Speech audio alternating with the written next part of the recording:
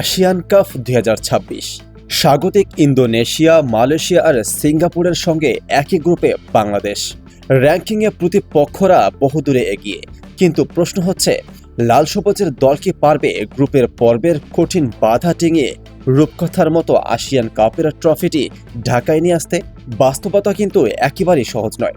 দক্ষিণ পূর্ব এশিয়ার গতিশীল ফুটবলের সামনে আমাদের সবচেয়ে বড় পরীক্ষা হবে গ্রুপ পর্বেই। ডাচ বংশোদ্ভূত তারকাদের নিয়ে ইন্দোনেশিয়া এখন চরম ফর্মে, আর মালয়েশিয়া সিঙ্গাপুরের ট্যাকটিক্যাল ফুটবলের সামনে একটু ভুল করলেই খেসারত দিতে হবে। কিন্তু এবার গল্পটা ভিন্ন হতে পারে, কারণ লাল সবুজের ড্রেসিং রুমে যুক্ত হচ্ছে এক ঝাঁক নতুন প্রবাসীদের শক্তি। হ্যাঁ, স্কোয়াডে যুক্ত হচ্ছেন জায়ান হাকিম, ফারহান আলী ওয়াহিদ, জিদান ইউসুফ, লুই ওয়াটসন আর ট্রেভার ইসলামের মতো প্রগতিশীল তারকারা।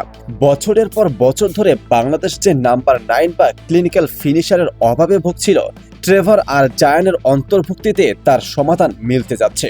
মাঝমাঠে লুই ওয়াটসন আর উইংয়ে ফারহানের গতি প্রতিপক্ষের রক্ষণভাগ ছিন্ন ভিন্ন করে দেওয়ার জন্য প্রস্তুত। হামজা চৌধুরীর নেতৃত্বের সাথে এই নতুন রক্তের মেলবন্ধন দলকে এনে দেবে ইউরোপীয় ধাঁচের ফুটবল। তবে রাতারাতি ট্রফি জেতা কি সম্ভব?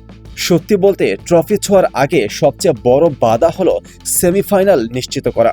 নতুন প্লেয়াররা যদি দ্রুত কোচের ট্যাকটিক্সের সাথে মানিয়ে নিতে পারে, তবে শক্তিশালী ইন্দোনেশিয়া কিংবা থাইল্যান্ডকেও চমকে দেওয়া সম্ভব।